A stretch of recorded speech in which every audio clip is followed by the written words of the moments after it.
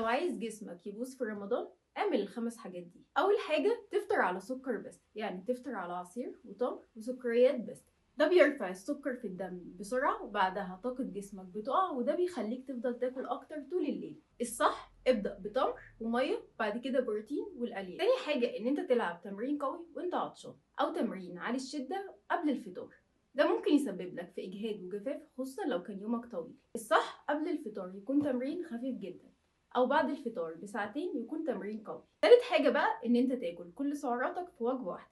جسمك مش مصمم ان هو ياخد كل السعرات بتاعته في وجبه واحده. الصح ان انت تقسم فطار وسناك وسحور. رابع حاجه ان انت تهمل البروتين بتاعك. في رمضان اكتر وقت بنخسر فيه عضل لو البروتين قليل.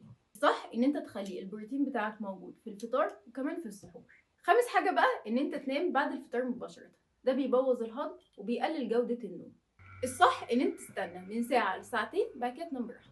وفي الاخر حابين نقول ان رمضان ممكن يحسن جسمك او يدمر، اختيارك هو اللي بيحدد. انا رحمة سمير، اخصائية التغذية والتدريب. لو عندكم اي اسئلة واستفسارات ابعتولي في الكومنت وانا هرد عليكم.